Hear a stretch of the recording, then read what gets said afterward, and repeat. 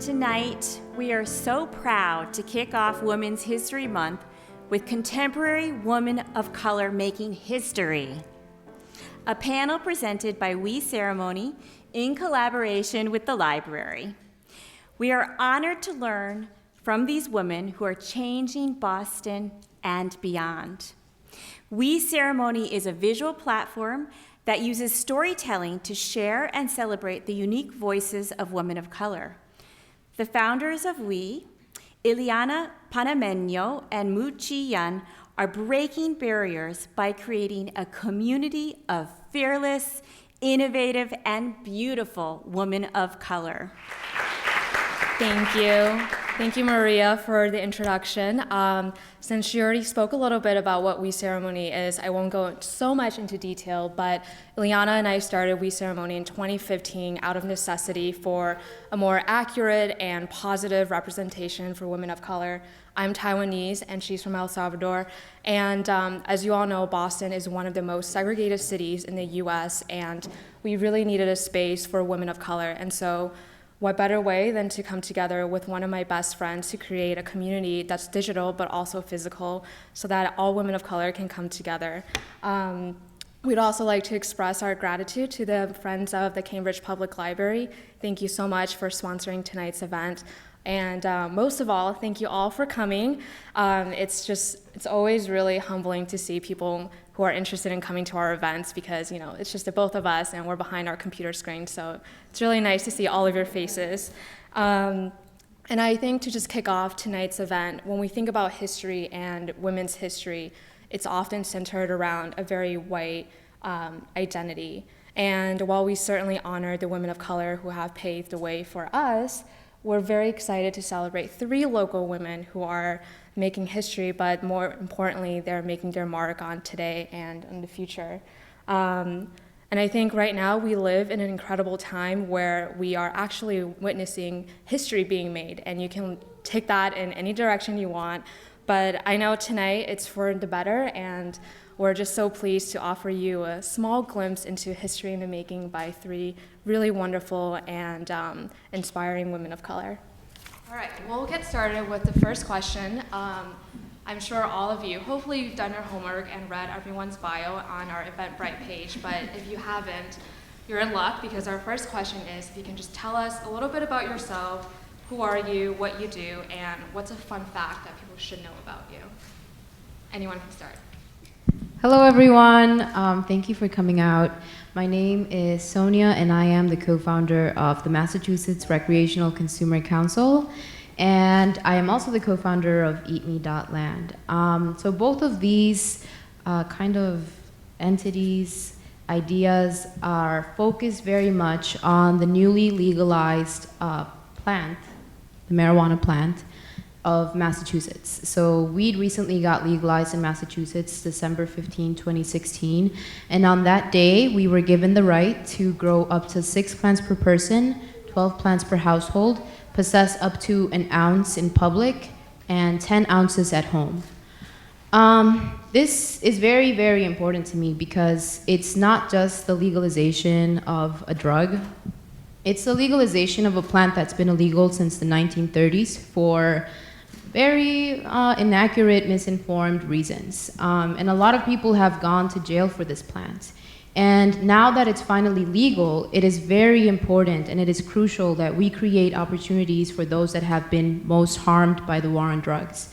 That means people that have been arrested, people that have had any sort of contact, have had to have any sort of contact with law enforcement, just for simply being a certain type of person. So that's my main focus right now, and what is very important are the current public policy debates that just happened. That will determine our regulations, our industry, what we'll be able to do, what we'll be able to have as far as, retail stores and delivery systems, social consumption sites. And with this comes the ability to have lower barrier to entry licenses so that you don't necessarily have to have access to a brick and mortar, but you have access to this industry. So that's my main focus and goal right now, making sure that it's not just white men making money from a plant that has put so many people in jail. So I'm happy to be here with all of you. Thank you. Oh, fun fact. Let's see. Fun fact is I love to make music. And prior to my work as a weed activist, I was a musician. And I kind of gave up that world for a little bit just to put my power and energy into this focus.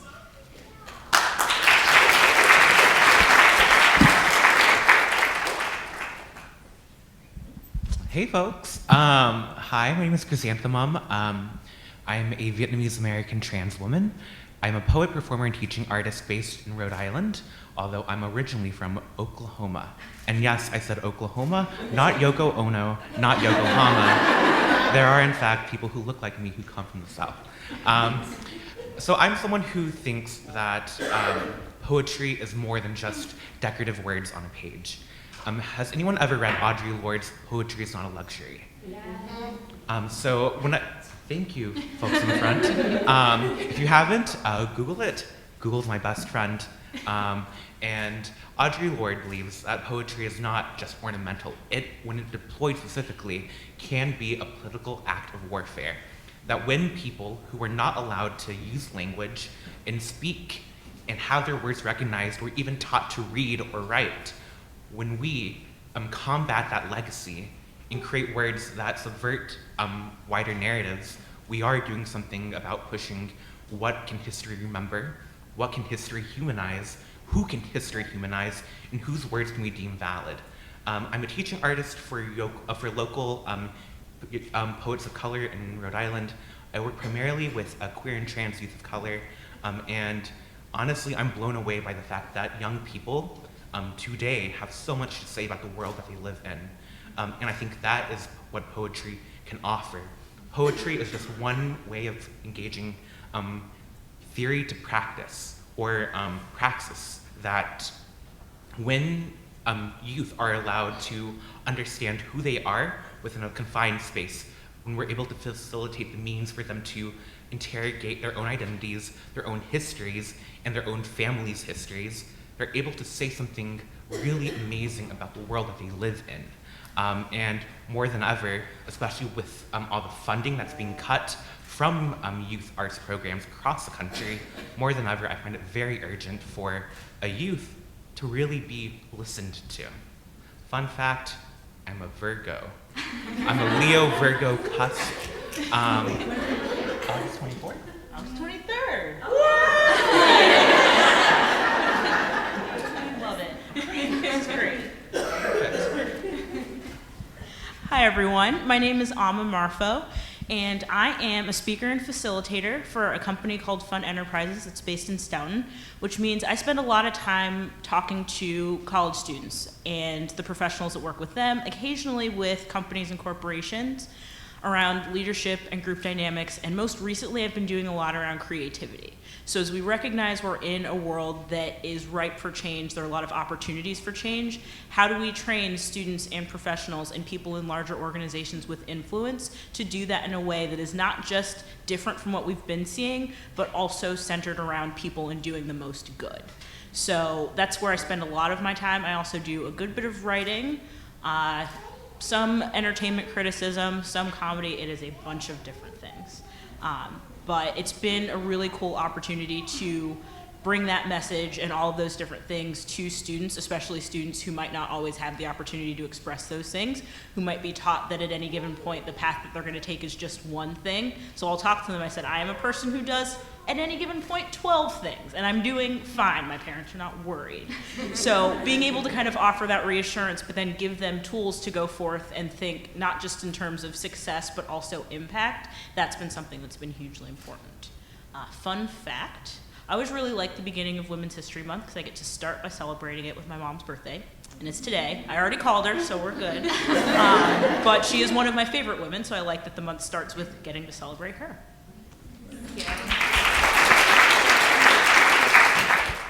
So now that we've gotten the opportunity to know each other a little bit, I think it's important for us to just dive into the individual questions.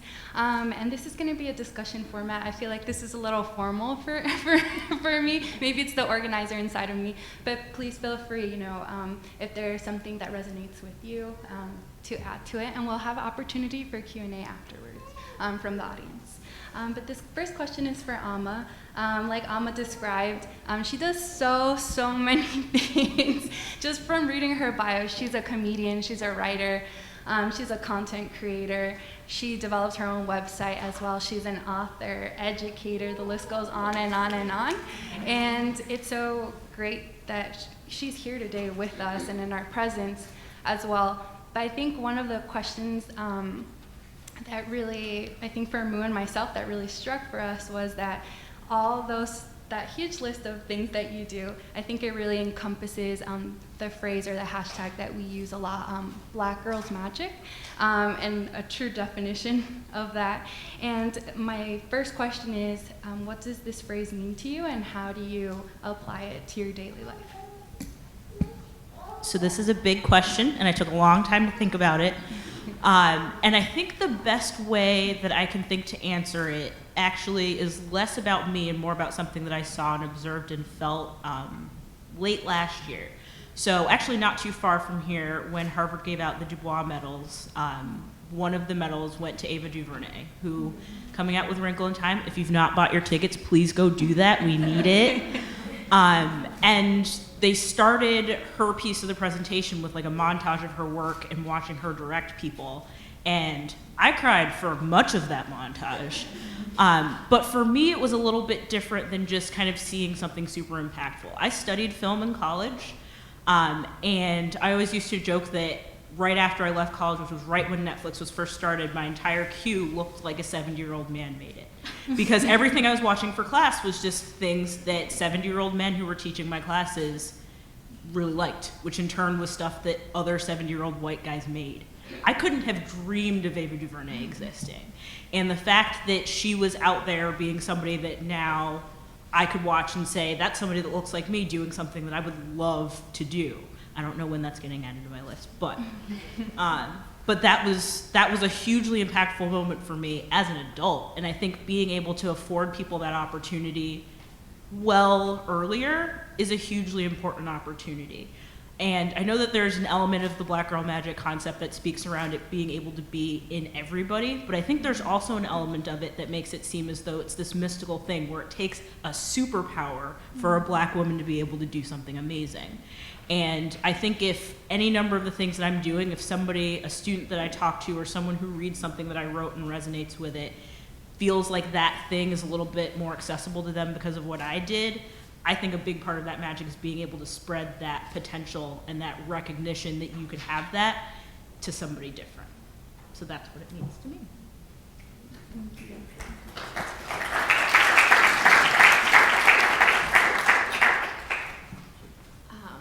Okay, so this question is one that really resonates with me, and if you're Asian, there's a good chance that you might feel this way too. But this question is for Chrysanthemum.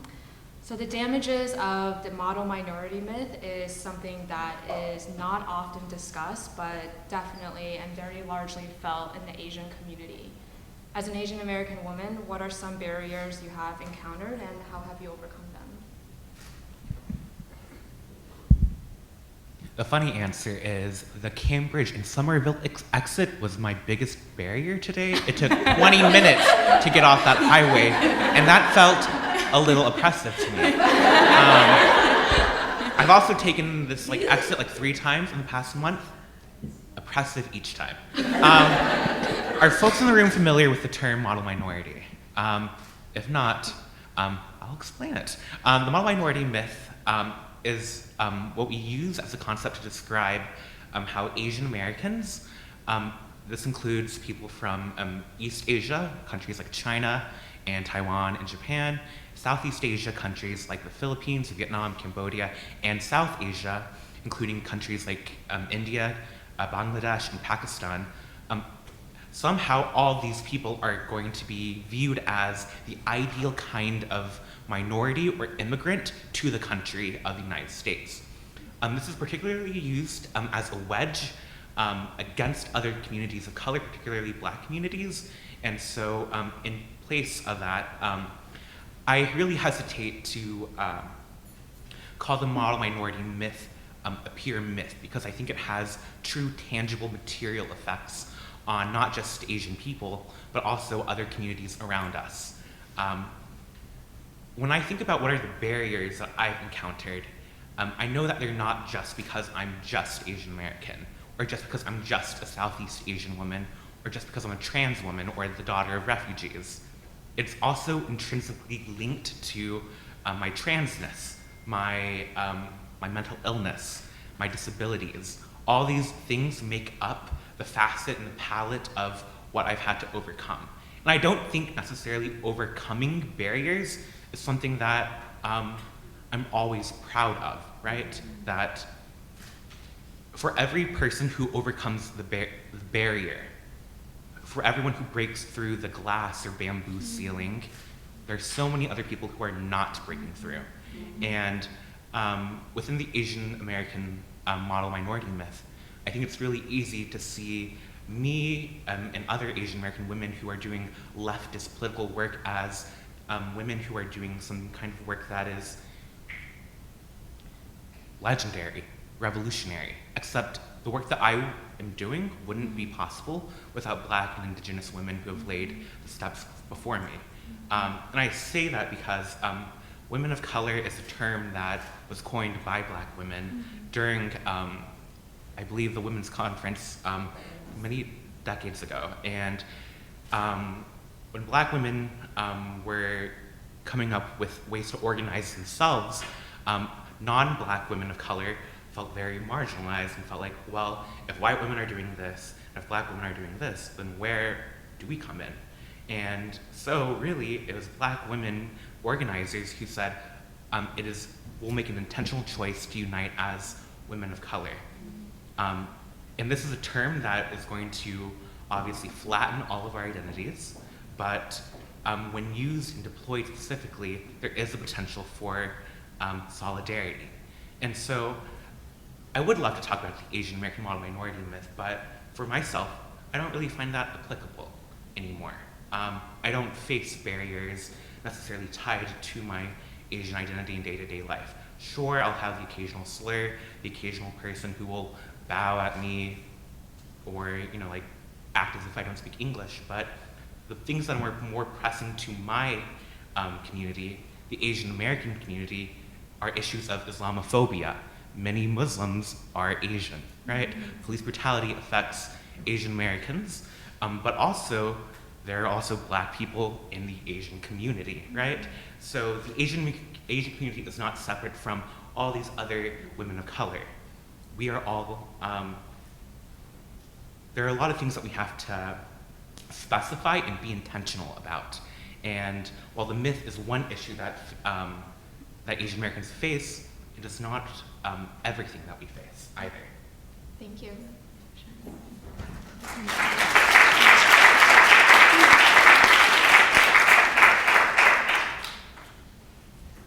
And this question is for Sonia.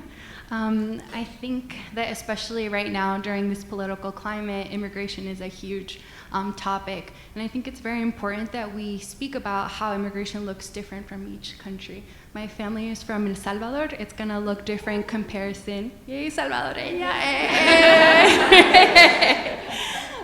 It's gonna look very different comparison to somebody that's Haitian American, for example. So Sonia, if you could please speak a little bit about your immigration experience, but also in relation to your creative work and how that's being used to really impact and reframe this narrative, but also very hateful narrative ascribed to undocumented Latinx. So I actually found out that I was undocumented my last year of high school. Because it's basically the bridge of going from child to adult. That's where you need a driver's license. It's when you need to get a job or you're thinking about it because all your friends are doing it. So I found out, and it's because, so my father told me, and at first I didn't believe him. I was like, papers? What do you mean? Like, what do you mean I need papers? I'm human. How does a paper define me? And it's not until I went to apply for a job, and I was actually trying to be really honest. I was really naive, and I was very honest with the person that was employing me. And I told them, and they said, I'm sorry, I don't know what to do. I can't do anything for you. And that was a moment of shock and realization, to kind of realize that people are really, valued through a piece of paper, through a security number. I am no longer undocumented because of, a privilege and access that I had to lawyers when I got to Harvard. But my freshman year, I had to find out what it meant to be illegal all over again. Like, what does it mean to be illegal in, in an Ivy League campus? Not being able to go to different countries, not being able to still get a job. I had professors that, put their foot on the line just so that I could work. And within all of that, and within seeing all of this, and looking at my parents' experiences and the hardships that they faced, of not just through not having the privilege of having papers, I realized very early on that narratives are very important, and that it's important for us as women of color, as people of color, as anything that is not portrayed in mainstream media, to really to create our own narratives. Because history is very important, and history is basically just somebody's perspective. But for some reason, we take it as, what reality is. And so by realizing that, I focused on really making my art about kind of reframing what it really meant to be an alien, an illegal alien. And because you see this whole other narrative that you only get to see, in the media and online and the news, and it gets tiring. Like, you get tired of being X, Y, or Z. And so that's why narratives are so important. Poetry, narratives, it's what makes, it's what creates the story of who we are. And so the first song that I published was also with another fellow undocumented classmate. He had recently lost his mother to cancer, and unfortunately he couldn't go back. So his mother went back to Mexico they thought they found a cure. And because he was undocumented, he thought at first, I shouldn't go back, because if I go back, I'm not gonna be able to come back. But then at the same time, that it was his mother. And he decided to leave. Unfortunately, a few days later, his mother ended up passing away, and he wasn't able to come back at first. But then through a miracle, it's not a miracle actually, it's a lawyer. Unfortunately, some people have access to lawyers and some people don't. And that is really what determines who gets convicted, who becomes a criminal, who ends up in prison. So it's important for us to realize that. Next time you look at a criminal and you think, this person's a bad person, rethink all over again, because it's just access to a lawyer or resources. So with that, I think just creating your own narrative is so important, and don't be afraid, don't be shy, especially with yourself. Just dig deep in there and just create. Before we jump into the next question, thank you so much to the three of you for being really honest and just opening yourselves up to a group of strangers. Thank you. So a follow-up question, and this is a group question. I think a lot of us would agree if white men were non-existent, we would just be a lot more happier. There would be a lot less issues in the world too. I said that out loud several times. Yeah. And I know we're being recorded live, so you can stream that again that live if you need to. But A group question that we did formulate, Mu and myself, was if we were to deport white people, let's say for 6 months to Mars, what kind of advances would be made in the US and what issues would be resolved? And this is for everybody. Well, first, actually, I don't think we should deport them to Mars. I think I want to go to Mars. But it's really difficult because, well, okay, so if white people left, I think we would just have a homogenous base of, us. And if you see all the countries that don't really experience racism as much, it's because they're more homogenous.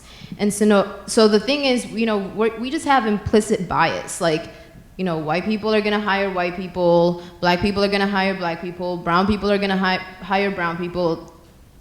It's the way we act because of the implicit bias that we have.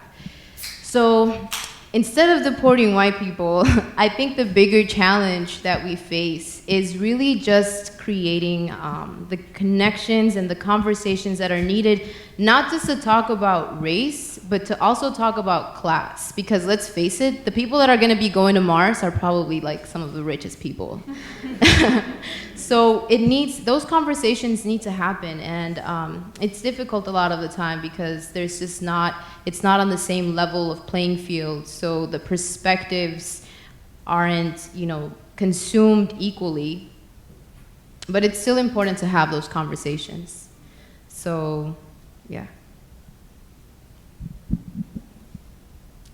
I think one thing I'd like to see, and this can happen whether people are deported or not, although when I think about kind of the way like climate change and everything is happening, like can we go? Because nothing's happened over there. Like, I feel like if that's the situation, I just have to put that question out there.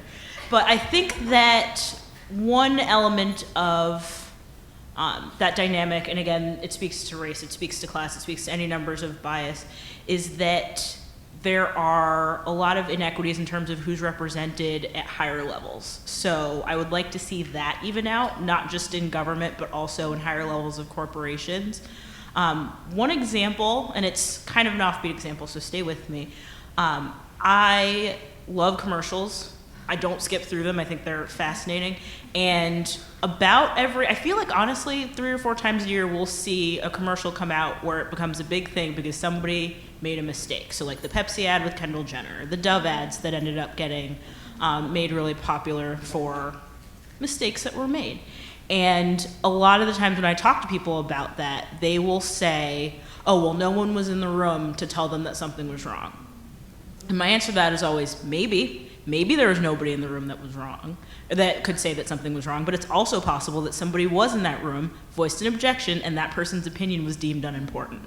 And either of those things are possible, likely, but one of those is a little bit worse, I think. So one thing that I would really like to see, if we had the opportunity to reset some balance, however we choose to do that, is getting people in positions of power and then teaching people how to value all of those opinions equally. So that's gonna speak to implicit bias as well, is if I'm objecting to something and nobody in that room looks like me, the people in that room need to know that I'm speaking up for a reason and I need to be heard.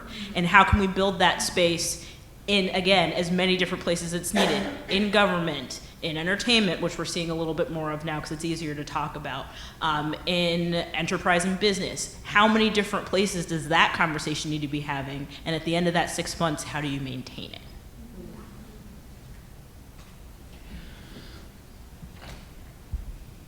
So I want to preface this by saying that by imagining a world without whiteness, we are leaning into the impossible, right? We're imagining this, we're joking about this, but the concrete reality is that there will never be a world where whiteness does not exist or has not affected the way that our societies have been organized. To get rid of whiteness is to undo the last, how many millenniums, right?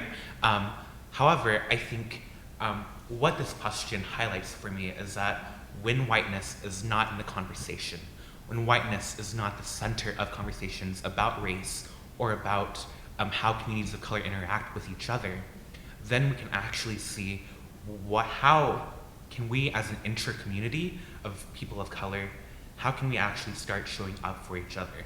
How can we start healing the wounds that exist between our communities? Even within the Asian American community, look, not everybody who's Asian likes each other in the first place. So in a world without whiteness, we're still not gonna like each other, right? There are so many communities where white folks don't even, like have populations, and yet conflict is still there. And I think all I would love to see is in this imaginative world without whiteness, and it's already happening in communities that are not majority populated by white folks. I would love to see how different communities can begin and start engaging in conversations about how do we build an equitable world, because anti-blackness is universal, right? A world without whiteness does not mean a world without anti-blackness. And non-black people of color in a world without whiteness are still going to deploy anti-blackness. That's a conversation that I would love to further engage in this speculative world.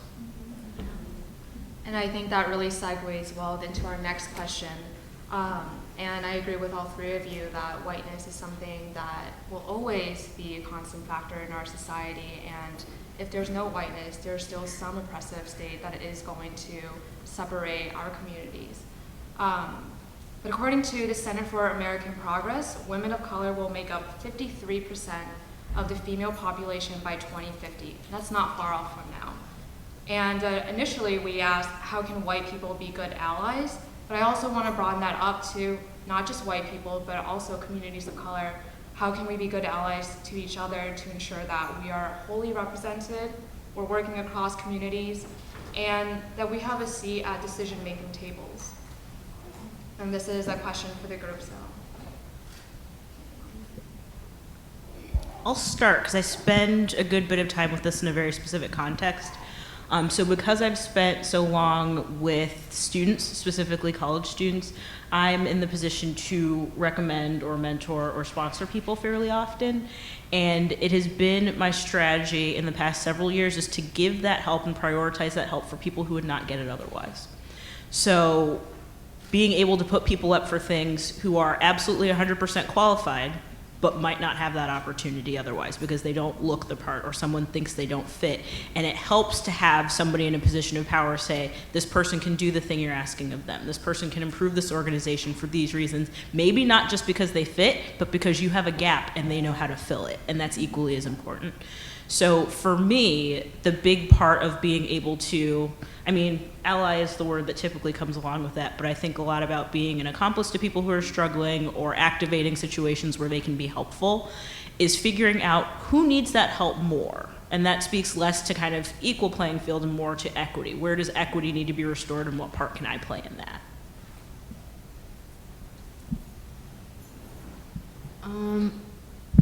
I would say the biggest answer is just supporting local.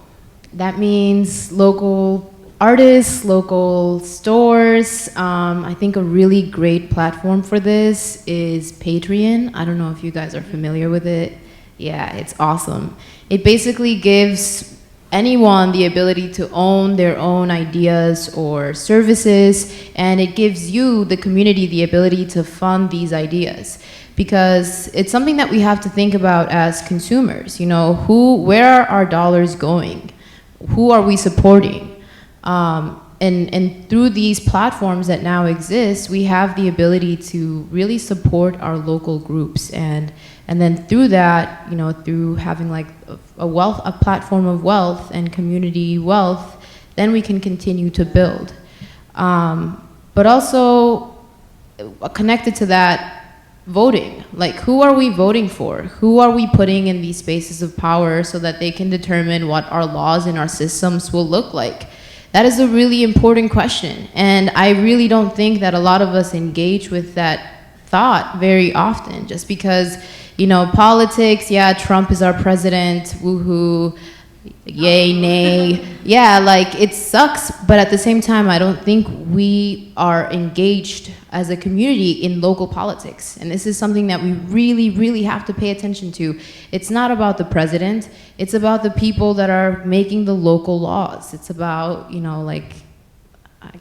some names, Pat Jalen, Dave Rogers, like these people, city councilors, they have a voice in our community, and they work for us. Our taxes go to them. So I think a really powerful thing that we can do is run for some of these offices. If we do that, we get to write the laws. Moo, would you mind saying the percentage again? Yep, so it's 53% of the female population will be women of color by 2050. 53% only? And that's where, okay. So when we think about what 53% of women of color means, that doesn't actually say anything to me, because I am someone who values data disaggregation. And I say that as an important thing because the 47% of white women who are going to be there are still going to be there. But within the 53% of the women of color who are going to exist in the United States, we're all going to have specific different needs. And I think the best answer to ask, or the best question to ask for help is, what do you need? It's as simple as that, I think. Oftentimes, people who are doing work for other communities are missing that integral human connection, that first touch of, what's going on? Not assuming what different communities need, but asking, if you are someone who wants to rock with my community, if you do want to show up for women like me, if you do want to show up for women who look like me or sound like me, I don't necessarily need the assumptions of what you think I need. Because in fact, we can advocate for ourselves, which is what in fact what we're doing right now, is if you want to help a trans girl, ask her, what does she need? Oftentimes it's money, housing, food, access to education, a clean place to sleep in a warm bed. But what a lot of, I think, nonprofits and organizations that more largely help trans communities altogether, they're missing that fact that, like, in our day-to-day needs, a lot of trans women, particularly black and brown trans women, need just ways to live and survive without having their livelihoods threatened. So if you are interested in being an accomplice to communities of people who aren't like you, bridge that connection, be empathetic. Why are you wanting to help in the first place is a good interrogation for yourself, but then once you understand where your motivations are coming from, it's as simple as asking, what can I do for you? So Chrysanthemum, Moo and I were able to look through your website, and your work is so beautiful, but also very deeply personal and just transparent and honest. And it would be perfect if we could just stream something live, because I know that you have YouTube videos as well. But how did you find your voice as an artist, as a poet, and how did you pick poetry as your platform? So right now I'm 22 years old, and I didn't begin writing until I was 18, or more like 17 in fact. When I was a teenager, I only really did photography, and I think about the visual element as something that didn't require me to use my voice. In elementary school, I was put into speech therapy for my lisp, in case you haven't heard, but also for my stutter and different other speech impediments that my mouth makes. And I was very ashamed for my voice for such a long time. And one of my friends, None, she is a black trans woman, and I've talked to her about how, how am I in this art form where I have to use my voice, and yet I hate the sound of my voice. And she says, it's okay that your voice is clockable. It's okay that you don't sound like a cisgender woman. It's okay that you lisp. It's okay that you stutter, because for so long, those have been reasons why we didn't listen to certain communities, because they didn't have access to language or didn't speak the dominant language properly, right? And so as I gravitated from being a photographer, a visual artist, into a performance artist, I realized that what I wanted to use was language as a weapon. I wanted to use language as a specific way for me to advocate for my narratives, for my communities, for me to uncover my histories and to bring that into the mainstream. So I'm a touring artist, and I go to different colleges and I read poems in front of people for money. And it's a strange idea knowing that I can talk about my feelings for money in an artful way, right? Strange concept. And if anything, if you can speak, you can do that too. But all that is to really say is that I became a poet out of necessity, because it's how I used words to understand myself. I learned English as a second language. I'm the first among my family who went to college, and although I did drop out later, I find that by having access and the resources to learn about language carefully within the confines of a predominantly white institution, I'm able to gain the master's tools, so to speak. I'm able to use master's tools, and you know what? I think I can use it better than them. I think I can use language better than them. I think I can write better poetry than what I learned in high school. And the thing is, a lot of people are not told that what they have to say is valuable in the first place. For so long, I was so ashamed to use my voice. I was deeply afraid of public speaking. And you know what? I don't have the most beautiful voice. I sound like a frog stuck in a seam grinder, but that's fine with me, because this is how people who look like me speak. And this is the voice that I'm going to use when I advocate for myself to say that I deserve to live.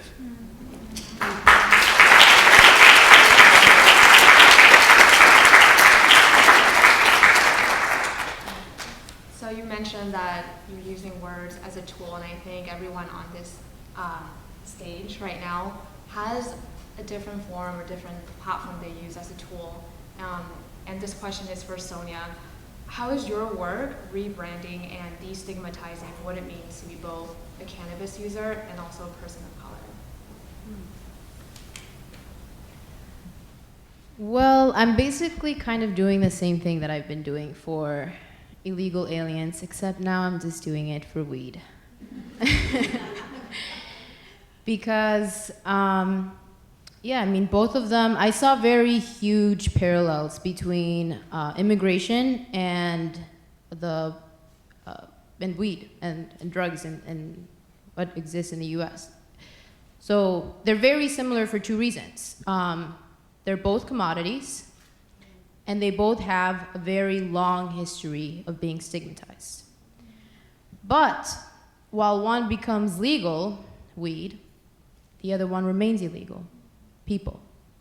Why? Well, because there is a direct benefit to using cannabis, weed, ganja, marijuana. You have an endocannabinoid system, and weed has cannabinoids. This means that when you consume weed, it actually helps you reach homeostasis. And weed does it better and actually more natural than when you use opioids. And unfortunately, this is something that a lot of people don't know. And while there's, an opioid epidemic, specifically here in Massachusetts, it's very important that we actually, do the research and are open to the data that tells us what actually is science. And so in the same way that I worked to, legalize people, now I'm working to destigmatize a plant and help people understand what this plant is, what it can do. Sometimes I have trouble with my parents. I still have trouble with my parents. When they realized that I was going to go into the cannabis industry, they looked at me crazy and they said, "What are you doing? Is this why you went to Harvard? So you could be El Chapo?" And I was like, first of all, Mom and Dad, wrong drug. Second of all, this is, it's a completely different substance, and there's a reason why it's been illegal for all of these years, since the 1930s, when Harry Anslinger made political moves because he was invested, I believe, in paper, and hemp was a very huge competitor to paper. So there's all of this historical reasons that were hidden from us. And it's now our job to kind of remove all the lies and come up with the truth. And how we do that is, again, through narratives and making sure that you share your stories as, as young people or as mothers, as older people. We need to share the relationship that we have, not just with, the plant, but also with immigration. The reason why immigration is still legal is because there's a huge benefit to companies not having to pay for, easy things like insurance, Medicare, anything that your employer usually pays for to take care of you. And that's why it becomes very convenient to have illegal aliens. So yes, that is, I don't know if I missed any part of that question. Thank you. Okay, so the last individual question is for Amma. You're a strong believer in cultivating creativity, and for those of us who haven't read your work, what are some ways you encourage people who label themselves as not having a creative bone in their body, and how would you help them think outside of the box? So I feel like there are two pieces to this. And one piece of that is to anybody who thinks that they're not a creative person or doesn't have the potential to do it, I say, look around you. Look at the world that you're living in. Odds are there's stuff that you're seeing that either doesn't work the way it should, or you think could work better, or maybe is leaving people out in a way that is damaging or destructive or disempowering. If you can notice those things, you're about 20% of the way to coming up with something new and different and that improves the lives of other people. So I would say keep your eyes open, look around you, consume as much as you can in terms of resources, read everything, and I'm not just saying that because I'm in a library. Although, honestly, I hadn't been here before tonight and I might not leave.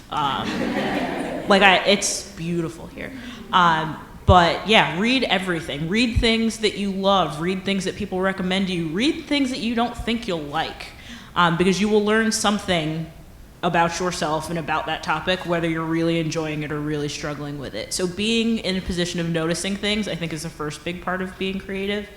And the second part I alluded to a little bit earlier, when I'm talking to students about kind of assessing their ideas and having enough information to decide if they should proceed with something, one quality that I like to ascribe to creative things that they should look for is heart. And by that I mean, if you have an idea that you want to put out into the world, I want you to ask 3 questions. Who could that idea help? Who could it possibly hurt? And how can you execute it in a way where you can maximize help and minimize hurt? And I ask that question with the idea and the understanding that it will be difficult for people, because a lot of times they'll be around people who will affirm their beliefs, and even really bad ideas will get executed. So if you're not talking to anybody that's challenging you, you have not sufficiently answered that question. So talk to people who could be impacted badly, and you have to hear why there's hurt and how you're going to approach that. So being able to understand both sides of that and rethink some things, maybe even start from scratch and burn it all down if that idea is going to hurt people, and think about not just having an idea. Anybody can have an idea, but having an idea that minimizes harm is a special thing. And I think that more people are capable of that if they're looking for that opportunity than possible. So if you're having trouble getting started, think about what you're seeing and where you could possibly see benefits, and then think about if there's something good that you can see coming from that. And then from there, it's however you choose to execute it. But those are the 2 most important things to me.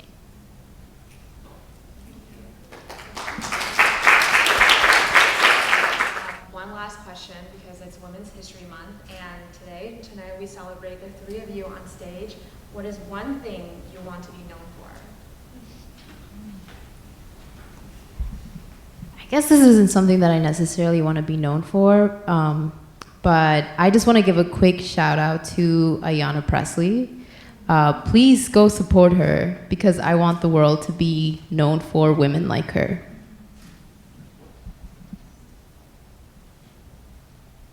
So I think I have a silly answer and a more meaningful answer. My silly answer is inspired by something that I heard from somebody at a conference a couple weeks ago with a woman who's now running the conference who I worked with a couple years ago.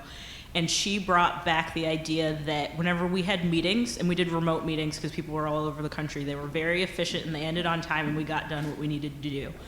And she was like, you run a good meeting. I'm comfortable with that being on my headstone. She didn't mess around with meetings because everybody hates them and I work very hard to make them efficient. So I'm fully comfortable with that being it. But in a larger sense, I think that everything that I'm doing, whatever venue I'm choosing to do it in, it's with the goal of helping people grow. And whether that's working with students to learn something about themselves they didn't know when we started, or that's telling a joke that makes somebody think about something that they might not have thought about before. I want people to be better when I leave them than when they started. Some of that might be from having been a Girl Scout, but I like to think that's just who I am.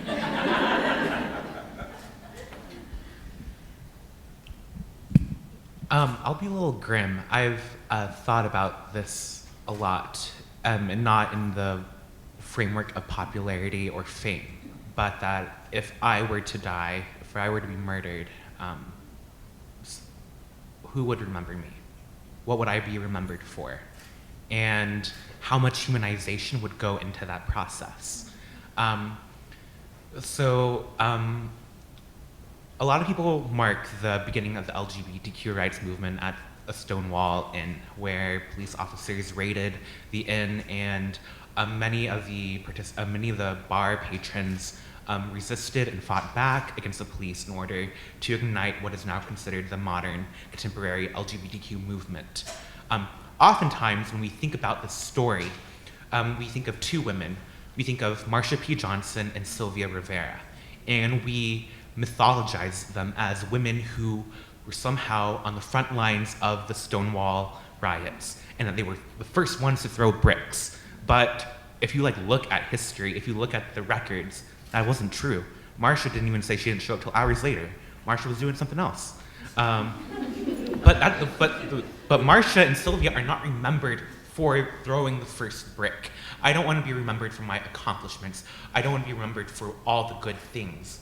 Because what Marsha and Sylvia did for Black and Latina trans women in New York is that they created homes. They created communities, sisterhoods, families, ways to tangibly allow their community to live another day. And when we reduce them to the single, action of throwing a brick at the police, that's a really beautiful fantasy, but it's not true. It's not true. What they did was they sweat. They worked so hard. They went hungry. They dealt with a lot of shit. And as we try to remember trans women and trans women of color who have died, I would at least want you all to not make martyrs of women like us, because when we die, we're not just the next match to ignite a political act. We're a loss of a life. There are people who are going to be affected by the fact that we're no longer here. And what I would like to be remembered for is that if you knew me, if you loved me, I would like you, if I died, to remember that you did love me and that I loved you too.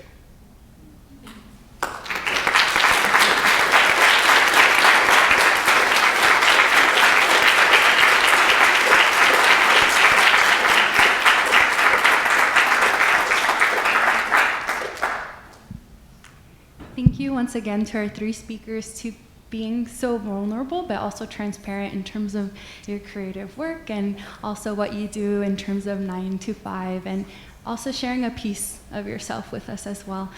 We do have time for some Q&A. We just asked it if you could please introduce yourselves first, your name, and to whatever question you'd like to direct, and I can come around and pass the microphone. Hi, my name is Gina James, and my question is, what are some of the things that you hear white people saying that are quote unquote well-intentioned or maybe not quite, I don't like the word woke, but we'll just say woke enough. What are some examples of things that people have said that may enlighten some folks to not say? I had things to say.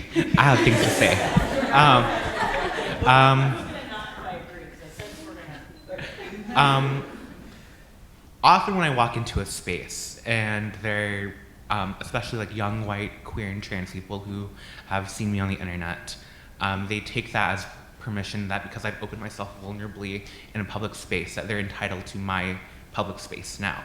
That even if I don't know you, James, you're still gonna ask for a hug, right? And I'm like, I don't know you, James. There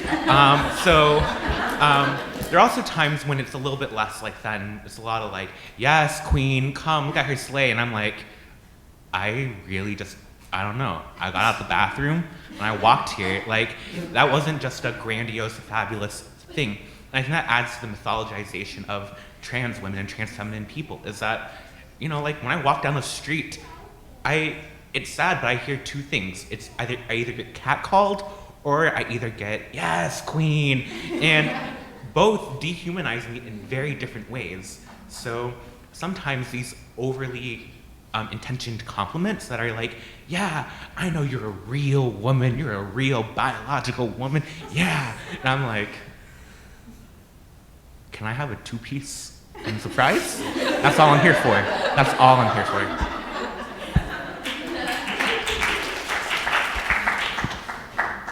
So the well-intentioned compliment piece is one we could probably do a whole other panel for a good hour on.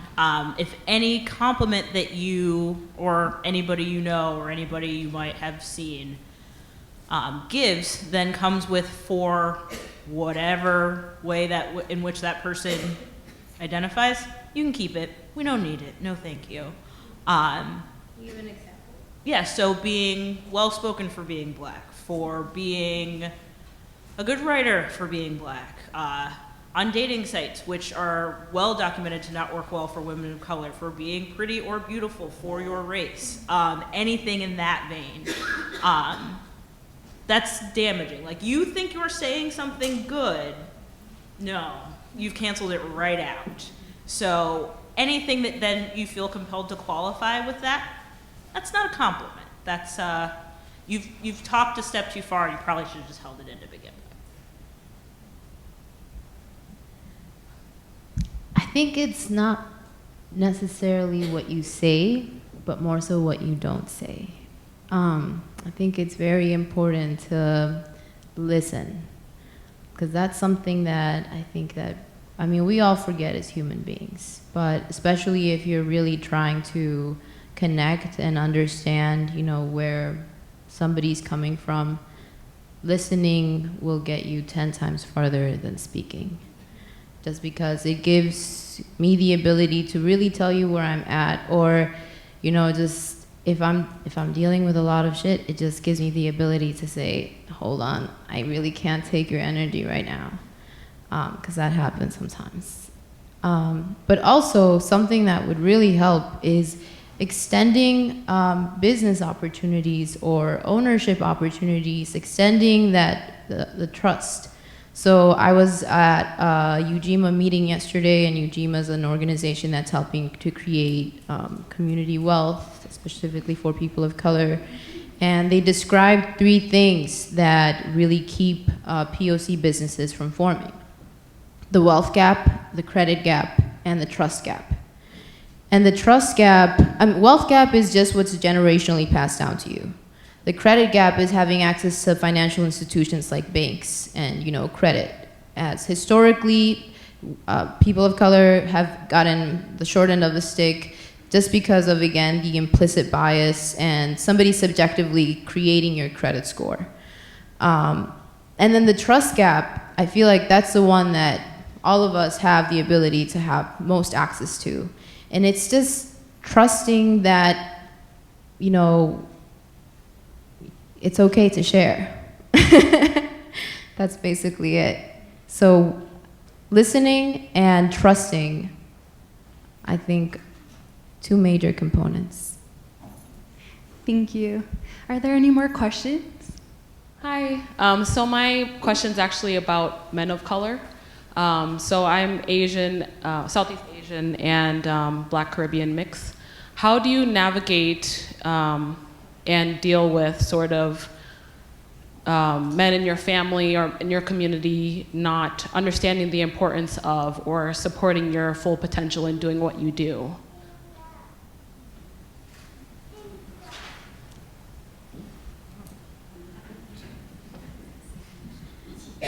Well, that's really common for me as well. My father. It's actually right behind you. I love you, Daddy.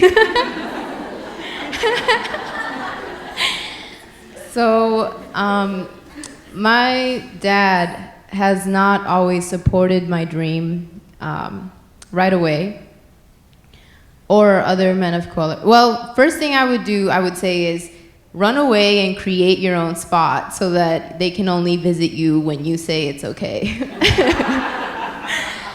And then I would say, just don't listen to them. Listen to yourself and tell yourself that you can do it and that nobody's going to stop you, that there's going to be people that don't believe in you. And, you know, sometimes you yourself aren't going to believe in yourself because of the voices that you hear around you. So it's just important for you to realize that you're not crazy and that if you believe something and you feel it, just go for it. Don't listen to them.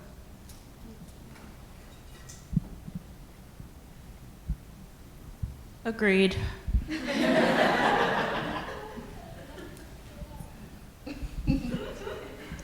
Ditto.com. I'll speak about my own experiences with men of color. I'll specify, and I'm talking about Asian American men who don't understand all of this.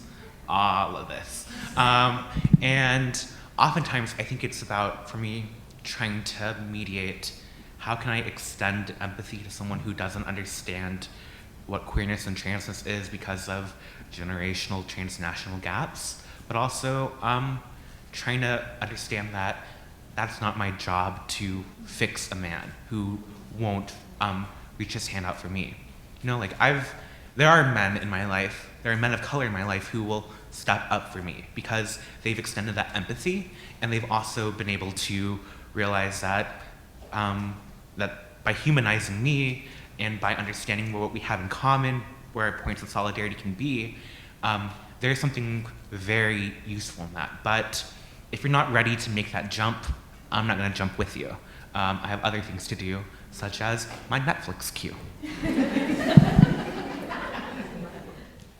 Hi, my name is Qianqi Huang, and I'm with Asian Women for Health. And my question for you all is, what do you think is the primary health concern for women of color? And what are the barriers? Being a woman of color, what are some of the barriers that you experience?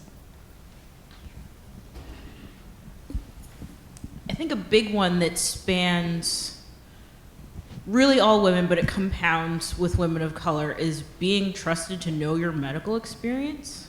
In the sense that if I speak up and I say, I'm in a given amount of pain and this is happening, to be trusted that I know what I'm talking about as a patient when I say that.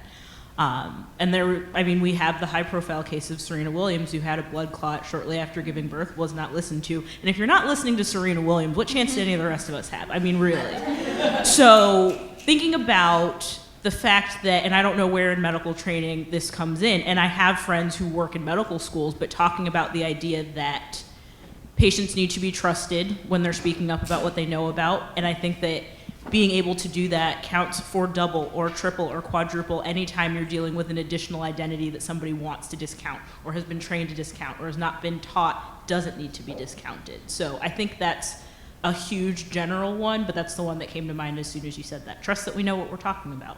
We know our bodies.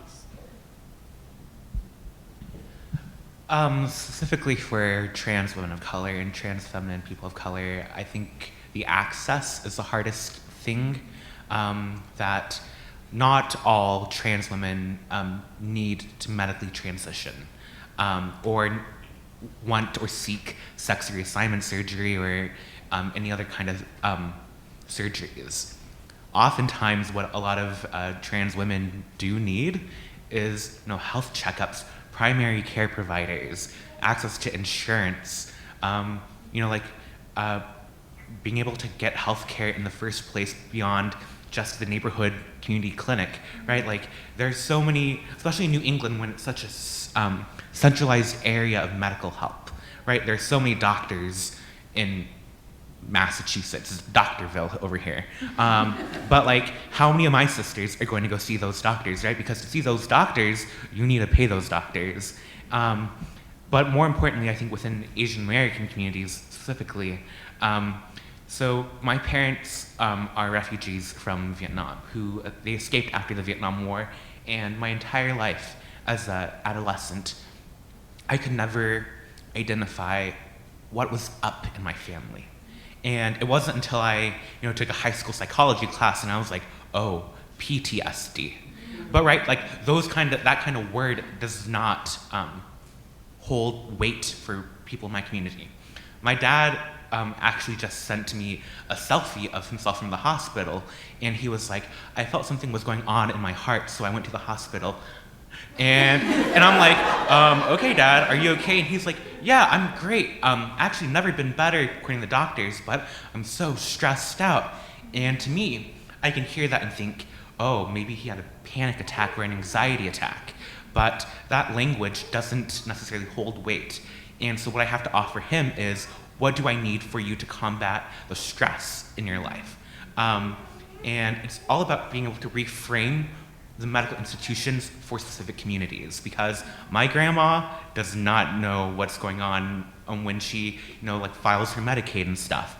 That stuff is done for her from my parents. And so in order for us to really have a nuanced idea of what healthcare can look like, we really have to be able to assess what do specific communities need? Do we need a translator or an interpreter on hand? Do we need to be able to provide discounted medications? All these things are important to ask when we look at specific communities. I don't really know how to answer this question because I have a huge distrust towards our pharmaceutical medical institutions. When I specifically look at the weed industry and who is a patient and who's a recreational user, a lot of the times the difference between those two is who has access to doctors, who has the ability to pay for a medical card, who has the knowledge of how to go through that process. So yeah, I'm not sure. I feel like there's just not enough, the medical world is not advancing fast enough to really take care of even things like birth control. Like one of my biggest fears is getting pregnant, and birth control for women today is not what it should be. I've had the Mirena, I've had the metal, the copper wire, and both of them are horrible. They have messed with me hormonally terribly. I'm just waiting for men to have access to the same thing, because I'm tired of taking it, I just don't know. I just don't believe that they have the systems that are advanced enough for us to actually benefit from them. And so for the most part, if it's not an emergency, I try to stay away from the doctor. Thank you. We have time for one more question, but our speakers will be here for a couple of minutes afterwards. Hi all, my name is Estefania, and I work in the tech industry here in Boston at a company that develops self-driving cars. So I was about to ask you a question about technology policy, but I feel like there's a more humble question that I want to present to you, which is that I don't know how to make friends with women of color, especially in Boston, because it's such a classist and discriminatory place. And I graduated from Wellesley just this past year, and obviously I went to an institution that had a lot of, very diverse women with diverse experiences and a broadly defined, fashion, and I still feel really alone here as a woman of color. So I was wondering if you had any ideas, maybe so I could create that kind of community or cure some of that loneliness that's derived from, you know, being someone who's pursuing their dreams. And my family's from Texas, so they're back there, and, you know, it's kind of hard and it sucks, and I feel really alone sometimes. Come to events. Come to events and meet people that are working on their dreams just as much as you are, and that are looking for people like you to kind of build that dream together. Because as an entrepreneur, I can tell you that having friends is one of the hardest things, because if I'm not building with you, I can't be friends with you. And it sucks, but that's just really what it is. Like, time is very limited, as I'm sure you've experienced in your own life. And so if you are focused on creating and building, go to spaces where you will find those people. And through that, you know, it just becomes. I'll also say that you don't necessarily need to confine that to in-person spaces. There's a lot of negative stuff that can be said about social media, and I would agree with all of those things. But I would also say that it can be a really good space to find like-minded people. So, and that doesn't even need to be people that are super far away. Some of the very good friends that I met in Boston, I saw a comment on a friend's thread, and I was like, I want to be friends with her. And then I just sent a message, and have done that a couple of times and had a lot of success and met some very cool people. So to go along with that, to the events, a lot of those events have online presence, whether it's through who's reserved something on Eventbrite or who's tweeting about it using the hashtag. Don't be shy for kind of popping in and saying hi. Hi, my name is Ida Jonas, and my question is, what's your next step? What's the next thing you're going to tackle? Is it writing a film? Is it tackling the pharmaceutical companies? What do you think is next on your list? I need to quit my day job is what I need to do. Right now I'm developing a book. I won't go into too much detail with other women poets, and it's weird to have my work published in a book, like a physical book, not Facebook, a book. You know, like, you know, I've written my statuses on Facebook, but to have my words in an actual book. Today I actually got my copy of an anthology that I'm printed in, and it was so weird for me to open up my book and like, oh my God, these words are mine, and here's my name. And I said that? Did I really say that? And all I really need to do now is know that I want to finish honing my craft as a writer, which is a lifelong pursuit. I want to continue touring schools around the country, or the world, or Mars. And more importantly, I really need to quit my day job. I really need to quit my day job because I spend 40 hours doing something that doesn't fulfill me.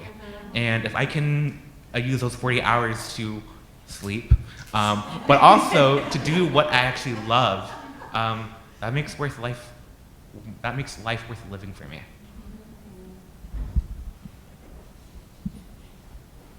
So I'll say one step that I am waiting on information for. So I've done my part, and I have to wait on a bunch of other people to do their part. And actually, as I'm saying this, I don't think I've said it out loud before. I feel like I've texted it to people and typed it a couple times. So you're about to hear something pretty cool.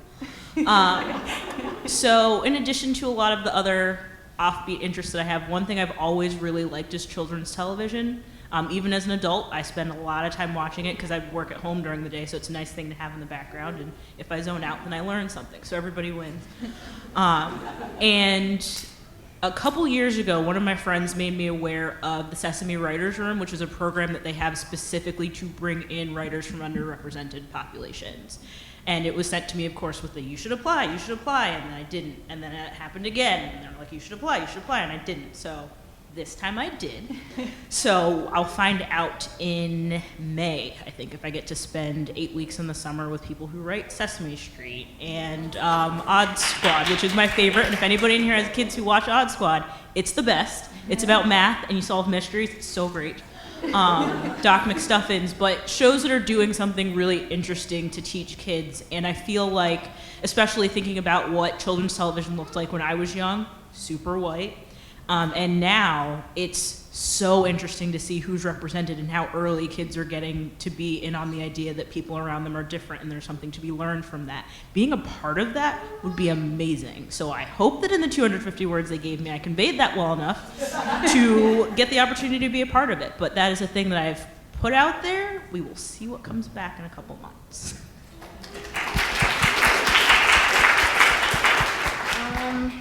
Okay, so I don't know if you guys could tell, but I'm really exhausted. So yesterday was the last day of public policy debates for the cannabis industry, which will determine what our regulations will look like. So my next step is summarizing this for the general public so that we understand what exactly passed. What does this mean? They're gonna be voting on this next week, and regulations will be finalized March 15th. So a lot of my focus will go into synthesizing a lot of this information that the government should be doing, but the government a lot of the times is very, very slow. So that is why nonprofits are great. They fill the gaps. It's a lot of work, but it's possible. And the other thing that I'm putting, so aside from that, I also want to help, I want to put a lot of my brain power into helping as many local people get licenses and people that deserve licenses that should be making money from the plant that have normally gone to jail. So that's one of my biggest goals. Social consumption and delivery will be available February of 2019, so I'm looking forward to that and creating as much information as possible so that I can best assist people that want to pursue those licenses and maybe pursue a license myself for a cafe, but everybody wants a cafe, so probably not gonna happen. And then the other thing that I really wanna commit my time to and my energy to is not just, business, but also EatMe.land, which is a cannabis femme art tech collective, which I'm so happy that I met you because I would love for you to be a part of it. But yes, this space is just for creators to get paid for the work that they do, because it's really, really hard being an artist and not being able, and having to work a day job and not being able to get paid for the narrative that you create and the ideas that you have. So the time will go into these 3 projects, and I hope you all can be a part of it. And you can look both of those up on Facebook. Facebook, it's Massachusetts Recreational Consumers Council, EatMe.land, and Instagram as well, MA Consumers and EatMe.land.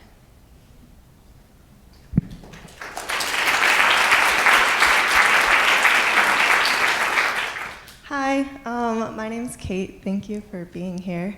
I really love that some of you work with youth and college and high school youth. I work as an educator for high school youth of color, teaching film and poetry. And I guess one of what this panel has really inspired for me is how I love this discussion of narratives and representation, and specifically Chrysanthemum, what you said about finding value and voice. How do we as role models, right, and activists instill in youth, specifically youth of color, that art and activism are valuable, valid fields, right? When we're talking about not being paid as artists and things like that. How do we create those narratives for them so that art becomes, and activism becomes more of an option, I guess?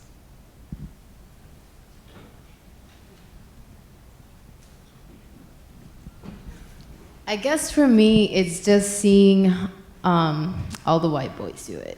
So Elon Musk. Elon Musk is a huge inspiration, as well as Tyler, the Creator. Just seeing that there is just, when you go to museums and you go to all of these other spaces and there is no women, there are no people of color, that's what drives me. Because that just represents a whole erasure of history. And that is what we need to help our children understand, that they are creators and that everything that how they interact in this world is all part of how they choose to create their world. And it's really hard to help people understand that, especially when a lot of their circumstances aren't under their control, especially when it's needs that are not under their control.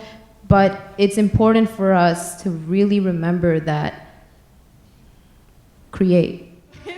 It's time to go, but we want to appreciate so much our amazing panel again for being so transparent and vulnerable with us, the Cambridge Public Library as well for providing this space, and particularly Zoe and Carrie for making this happen, the Friends of the Cambridge Public Library, and thank you all for coming out tonight as well. Thank you.